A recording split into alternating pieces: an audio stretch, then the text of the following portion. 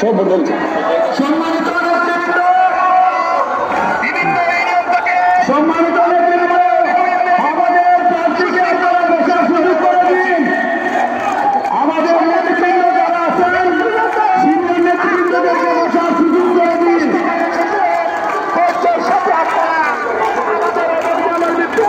আমাদের স্টেজের মধ্যে আপনারা দয়া করে কোনো না ওঠার জন্য অনুরোধ করতেছি। নির্দেশ করে আমাদের উপজেলা বিএনপি এবং পৌর বিএনপির নির্দেশ। সম্মানিত নেতৃবৃন্দ, আজকের এই ঐতিহাসিক 7ই নভেম্বর বিপ্লব সংহতি দিবস